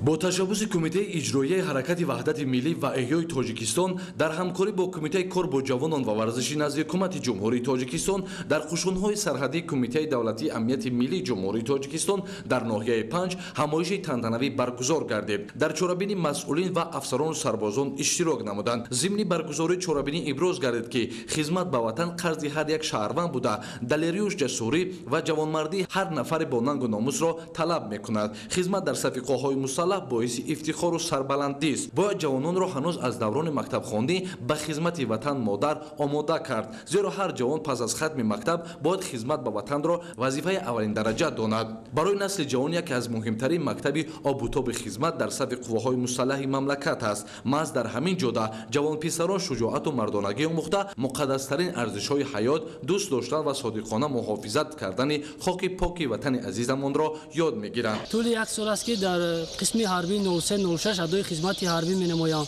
хушбахтона шароити хизмат дар ин қисми ҳарбӣ беҳад хуб мебошад ва ба ҳамаи ҷавонон тавсият медиҳам ки ба ин ҷо омада хизмат намоянд. имрӯзҳо бо ташаббуси бевоситаи асосгузори сулҳу ваҳдати миллӣ сарфармондаи олии қувваҳои мусаллаҳи ҷумҳурии Тоҷикистон муҳтарам Эмомалӣ Раҳмон тамоми шарту шароитҳо дар хизматҳои низомӣ беҳтар гашта ҳамаи ғамхориҳо дар ҳаққи сарбозон анҷом дода мешавад. барои ин моро зарур аст ки хизмати беҳад хуб намоем. نماییم. همیشه هوشیاری و دلیری رو از دست نداده مرز خودمون رو خیلی هم خوب حفظ نماییم. با تاکید اشتراکچیان چهاربینی تربیه وطنپرستی از oila و مکتب آغاز شده در جامعه نهایت در صف ارتش ملی رشد می‌یابند. در شعور بچه‌ها بیدار ساختن حس محبت به دیار، کشور و سرزمین وظیفه پدر و مادر، جامعه و آموزگاران میباشد. چنانکه پرزیدنت جمهوری تاجیکستان محترم امامعلی رحمون در پیام به مجلس عالی ارائه نمودند، به جوانان با ننگ و ناموس و خودشناس و وطندوست، صاحبکاران همت بلند و هر فرد با ننگ و ناموس ملت مراجعت کرده میخواهم بار دیگر تاکید نمایم که به مردم شریف تاجیک و وطن محبوبمان تاجیکستان صاحب اختیار، اینچنین به خاطر آبادی سرزمین اجدادیمان، پیشرفت دولت صاحب استقلالمان، بلند برداشتن آبروی آن در عرصه بین المللی و حمایت منفعت‌های ملت و دولت با دست و دل و نیت پاک و صادقانه و پاک وجدانه خدمت کردن وظیفه فرزندی و قرض ایمانی و انسانی هر یک ما و مقصد و مرام یگانه ماست. در فرجام چهاربینی از جانب کمیته اجرایی حرکت وحدت ملی و احیای تاجیکستان یک زمره افسران و سربازان با سپاسنامه و توافق‌های خاطره‌ای قدردانی شدند. اینچنین به استقبال جشن 30 سالگی تأسیس یابی قشون‌های سرحدی کمیته دولتی امنیت ملی جمهوری تاجیکستان برای افسران و سربازان قسم حربی حدود ناحیه 5 دسترخوان عیدانه آراسته شد. در دور ناحیوی آزمون جمهوری فروغ صبح دانای کتاب از در ناحیه شهر توز داوطلبان با آمادگی همه‌جانبه از روی نامیناسی‌های انتخابی اشتراک نموده غالبان به دور ولایتی را خط گرفتند. ادامه موضوع در گزارش اسماعیل صاحب نظر و موسی نور محمد. در ناحیه شهر توز ضمن برگزاری دور ناحیوی آزمون جمهوریوی فروغ صبح دانای کتاب است، کودکان و نورسان، جوانان و کلانسالان، اهل علم و ادب و فعالان کسب و کار گوناگون با آمادگی همه‌جانبه از روی نامیناسی‌های انتخاب نموده‌شان در نزد اعضایان حکمان آزمون پارچه‌های نظمی و نثری و قصه و حکایه‌ها قرائت کرده به جمع آمدگان غذای معنوی بخشیدند. طبق اطلاع مسئولین در دور اول آزمون مذکور که در همه جماعت‌های شهرک و دهات و تشکیلات و مؤسسه‌های ناحیه گذرانیده شد، در مجموع 429 نفر شرکت نمودند. با خلاصه اعضای حکمان اینک 117 نفر برای اشتراک در دور ناحیوی راه خط گرفته امروز میانی هم سبقت ذهنی کرده برای راه پیدا نمودن به دور دیگر آزمون تلاش می‌نمایند. با اندیشه متخصصان تشکیل و راه اندازی نمودن آزمون جمهوریوی فروغ صبح دانای کتاب است برای هوسمندگردانی ساکنان مملکت با کتاب و کتابخانه مساعدت نموده ایستاده است.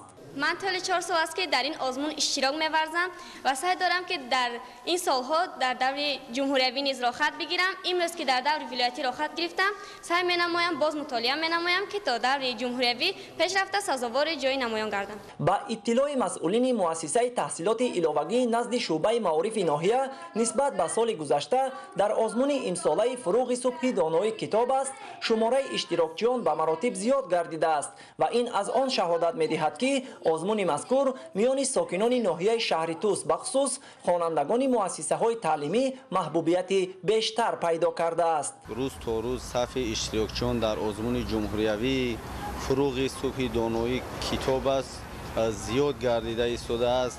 در همه نامیناسی‌هایی که طبق نظامنامه پیشنهاد گردیده بود داوطلبان از مکتب‌های تحصیلات میانه عمومی و از تشکیلات و مؤسسه ها آمده در آزمون فروغ صبح دانایی شرکت ورزیده ایستادند. قابل ذکر است که آزمون جمهوریوی فروغ صبح دانای کتاب است با مقصد بلند برداشتن ذوق کتابخوانی، تقویت نیروی ذهنی، دریافت چهره‌های نوی سخنور و سخندان، ارج گذاشتن به ارزش‌های ملی و فرهنگی، انکشاف قابلیت ایجادی، تحکیم احساس خودآگاهی و خودشناسی، تکمیل ذخیره لغوی و تقویت جهان معنوی میان اهالی مملکت دایر می‌گردد.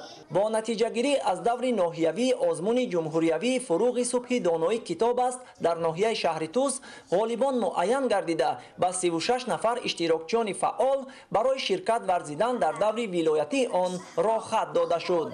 اسماعیل صاحب نظر، موسی نور محمد، ناحیه شهر توس، اخبار. در ناحیه رودکی دور ناحیوی آزمون جمهوریوی مربی سال 2024 دایر شده در آن مربیان مهارت و کسبیت خود را نشان دادند. گزارش شهزاد ایدیبک در این خصوص. در مؤسسه تحصیلات تامکتبی رقمی 3 ناحیه رودکی دوری ناحیوی آزمون جمهوریوی مربی سال 2024 برگزار گردید. در مراسم افتتاحی آزمون مذکور نمایندگان وزارت معارف و علم جمهوری تاجیکستان، مسئولین مؤسسه تامکتبی ناحیه و داوطلبان آزمون اشتراک نمودند. ضمن برگزاری چهاربینی مسئولین ریاست معارف ناحیه ابراز نمودند که مقصد اساسی آزمون پیش از همه بلند برداشتن مقام تحصیلی تامکتبی در شرایط امروزه و نشان دادن افضلیت تحصیلات تامکتبی در پیشرفت جامعه، تامین و تکمیل مضمون تحصیلات تامکتبی طبق طلبات قانون جمهوری تاجیکستان درباره تعلیم و تربیت تامکتبی، همزمان دریافت و آشکار ساختن مربیان با استعداد، نوآور و ایجادکار، دستگیری و هوسمندگردانی آنها، تشکل قابلیت مربیان و فعالیت ایجادی در شرایط معاصر، تکمیل دانش و مهارت کسبی و پهن کردن تجربه پیشقدمی پداگوژی، قدردانی مهنت پرثمر مربی و بلند برداشتن مقام و منزلت او در جامعه می باشد. هدف اساسی آزمون مذکور دریافت تجربه پیشقدم میان مربیان است، چون پس از انجام آزمون تجربه آنها در سمینارهای دائم عمل کننده مربیان تبلیغ و تشویق می‌گردد. ما اطمینان داریم که امروز ما با استفاده تکنولوژی‌های معاصر و متدهای نوین پداگوژیک و پسیخولوژی زمانوی مربیان ما مشغولیت‌ها و تمام شرط‌ها را عملی می‌سازند. این زمان در آزمون مذکور مربیان در کودکستان‌های ناحیه رودکی نوابسته شکل و مالکیتشون اشتراک کرده ایستادند. آنها از روی 6 شرط سبقت می‌ورزند. آزمون مذکور 14 می آغاز یافته تا 16 می ادامه می‌یابد. آزمون از روی 6 شرط: معرفی فعالیت پداگوژی، دانش و مهارت کسبی مربیه، میز مدور، مشغولیت تعلیمی، تصویر نمودن و ساختن منظره با درخواست هیئت داوران و تحلیل حالت‌های روانی صورت می‌گیرد. همزمان از جانب هیئت حکمان سوال و سفارش‌های مشخص به داوطلبان داده شد تا از مهارت و دانش آنها در این سمت آگاهی پیدا نمایند. مورد به تاکید است که در مملکت همساله با مقصد بلند برداشتن دانش کسبی، صیقل دادن مهارت و تجربه پداگوژی، معین نمودن مربیان ایجادکار، پهن نمودن تجربه پیشقدم، آزمون مربی سال تاجیکستان در سطح بلند دایر کرده می شود. یادآور می شویم که همساله 3 دور آزمون جمهوری مربی سال تاجیکستان دایر گردیده دور نهایی آن در شهر دوشنبه جنبست می شود. طبق маълумот рӯзҳои 16 то 19 майи соли ҷорӣ ҳаво номусоид шуда боридани борони бо шиддат дар назар аст. сохторҳои дахлдори мамлакат ва бевосита худи шаҳрвандон бояд вобаста ба тағйирёбии вазъи ҳаво дар ин рӯзҳо эҳтиёткор бошанд. шарҳи бештари мавзӯъ дар гузориши Комрон Одиназода. طبق اطلاع متخصصان агентии обовошиносии мамлакат, рӯзҳои 16-19 майи соли ҷорӣ дар ноҳияҳои алоҳидаи кӯҳии ҷумҳурӣ боридани борон дар назар аст. дар натиҷаи боришоти бошиддат, мутахассисон болоравии сатҳи оби руду дарёҳо ва дар ин замина омадани селро аз эҳтимол дур намедонанд. дар асоси маълумот рӯзҳои 16 то 19 май дар ҷумҳурӣ вазъи обу ҳаво ноустувор пешгӯӣ шуда, боришоти борон дар назар аст. дар ин рӯзҳо дар вилояти мухтори кӯҳистони Бадахшон, баъзе ноҳияҳои вилояти Хатлон, Суғд ва шаҳру ноҳияҳои тобеи ҷумҳурӣ طبق маълумоти агентии обовошиносии мамлакат борони бо шиддат меборад. рӯзҳои 16-19 дар қисми зоди ҷумҳурӣ ҳавои номусоид пешгӯӣ карда мешавад. боридани боришот дар қисми зоди минтақаҳои ҷумҳурӣ аз эҳтимол дур нест ва инчунин дар қисмати ҷанубии вилояти Хатлон сар задани чангғубор ва ҳаракат кардани он то шаҳри Душанбе пешгӯӣ карда мешавад. шаби 17 ба 18 дар қисми зоди минтақаҳои тобеи марказ, аз он ҷумла дар шаҳри Душанбе, дар Варзоб, дар шаҳри Нав, Қаратоғ, Турсунзода, инчунин дар Ваҳдат, Файзобод, боридани боришотҳои шиддатнок дар Сангвор, инчунин дар вилояти Хатлон, дар Данғара, Куллоб, Шамсиддин Шоҳин, Балҷувон, Дашти Ҷум, Фархор ва инчунин дар шаҳри Бохтар, дар ноҳияи Хуросон, Абдураҳмони Ҷомӣ, боридани боронҳои шиддатнок дар ноҳияи Ёвон, инчунин дар вилояти Суғд бошад, дар Панҷакен, Айнӣ, Истарафшан, ноҳияи Шаҳристон боридани боришотҳои шиддатнок пешгӯӣ карда мешаванд ва инчунин дар ғарби Бадахшон, дар Ванҷ, дар Воз, Рӯшон ва шаҳри Хоруғ боридани боронҳои селӣ аз эҳтимол дур нестанд. бинобар ин дар ноҳияҳои номбаршуда боридани боронҳои селӣ, ҳаромадани селҳо пешгӯӣ карда мешаванд ва инчунин дар давраи боридани боришоти селӣ ҳарорати ҳаво дар қисми зиёди минтақаҳои доманакӯ паст хоҳад шуд. шиддат гирифтани шамол дар минтақаҳои ҷанубии вилояти Хатлон, дар Файзобод ва инчунин дар вилояти Суғд, пешгӯй карда мешавад ва эҳтимол аст ки аз 13 то 18 метр дар сония мевазад. дар ноҳияҳои алоҳида ба амал омадани раъду барқ ва боридани жола аз эҳтимол дур нест. дар робита ба ин кормандони кумитаи ҳолатҳои фавқулода ва мудофиаи гражданӣ назди ҳукумати ҷумҳурии тоҷикистон аз шаҳрвандон даъват ба амал меорад ки дар ин рӯзҳо эҳтиёткор бошанд. кумитаи ҳолатҳои фавқулода бори дигар эҳтиромона ба диққате ки дар доманакӯҳ ва кӯҳсор зиндагӣ мекунанд, аҳолие ки дар онҷо иқомат мекунанд муроҷиат карда хоҳишманд аст. албатта бояд ки дар ин роҳисо аз роҳандозии корҳои саҳроӣ баровардани чораҳои худ ба чорогоҳҳои кӯҳӣ, махсусан чорогоҳҳое ки дар назди обанборҳо ҳастанд, бояд ки худдорӣ кунанд. албатта бояд ки кӯдакони худро ба ин кор ҷалб накунанд. ғайр аз ин мо муроҷиати махсуси кумита ҷиҳати пешгирӣ намудани ҳодисаҳои нохуш дар шоҳроҳҳои кӯҳӣ ба ронандагон аст. мо хоҳишмандем пеш аз баромадан ба сафар тариқи шоҳроҳи кӯҳии душанбе чаноб, душанбе хорух, душанбе рашт, лахш, ҷумҳурии қирғизистон дар мадди аввал бояд ки ронандагон оид ба вазъи роҳҳо, вазъи боду ҳаво маълумоти пурра ба даст оварда баъдан сафари худро таъриз намоянд. ва албатта бори дигар такрор мекунем ҷиҳати пешгирӣ намудани паёмадҳои сел ҳар як шаҳрванд бояд дар гирду атрофи хонаи истиқоматии худ он обанборҳое ки ҳастанд, он ҷойборҳое ки ҳастанд бояд ки аз хасу хошок тоза намоянд то ин ки аз паёмадҳо эмин бошад. дар баъзе минтақаҳои ноҳияҳои тобеи ҷумҳурӣ, вилоятҳои хатлон, суғд ва ғарби вилояти мухтори кӯҳистони Бадахшон офатҳои табиӣ бахусус омадани сел пешгӯӣ шуда, сатҳи дарёҳои Ёхсу, Қизилсу ва дарёҳои аз нишебиҳои ҷанубии қаторкӯҳҳои Ҳисор ҷоришаванда баланд мешавад. бинандаҳои гиромӣ, ин буд нашри муфассали барномаи тилоти ахбор. тансияту хунобод бимонед. салом бинандагони гиромӣ, шуморо бо вазъи ҳавои мамлакат барои пагоҳ 17 майи соли 2024 ошно месозем. агентии обу ҳавошиносии кумитаи ҳифзи муҳити зисти назди ҳукумати ҷумҳурии тоҷикистон иттилоъ медиҳад ки шабонарӯзи оянда дар вилояти мухтори кӯҳистони Бадахшон ҳавои тағйирёбанда пешгӯӣ шуда дар баъзе ноҳияҳо борони кӯтоҳ муддат меборад. вазъи ҳаво дар ғарби вилоят шабона 8-13, рӯзона 20-25 дараҷа гарм мешавад. дар шарқи вилоят шабона аз 1 дараҷа хунук то 4 дараҷа гарм, рӯзона 11-16 дараҷа гарм мешавад. дар вилояти Хатлон ҳавои тағйирёбанда пешгӯӣ шуда, рӯзона дар баъзе ноҳияҳо борон ба қайд гирифта шудааст. вазъи ҳаво дар водиҳо шабона 17-22, рӯзона 31-36 дараҷа гарм мешавад. дар ноҳияҳои доманакӯҳӣ шабона 12-17, рӯзона 23-28 дараҷа гарм мешавад. дар вилояти Суғд ҳавои тағйирёбанда пешгӯӣ шуда, дар баъзе ноҳияҳо борони кӯтоҳ муддат меборад. вазъи ҳаво дар водиҳо шабона 16-21, рӯзона 26-31 дараҷа гарм мешавад. дар ноҳияҳои кӯҳӣ шабона 8-13, рӯзона 16-21 дараҷа гарм мешавад. дар ноҳияҳои тобеи ҷумҳурӣ ҳавои тағйирёбанда пешгӯӣ шуда, дар баъзе ноҳияҳо боридари борон дар назар аст. вазъи ҳаво дар водиҳо шабона 12-17, рӯзона 24-29 дараҷа гарм мешавад. дар ноҳияҳои кӯҳӣ шабона 8-13, рӯзона 23-28 дараҷа гарм мешавад. дар шаҳри Душанбе ҳавои тағйирёбанда пешгӯӣ мешавад. вазъи ҳаво шабона 15-17, рӯзона 27-29 дараҷа гарм мешавад. бинандагони азиз, ба шумо тансиятию хонаободиро орзу мандем. хайр, саломат бошед.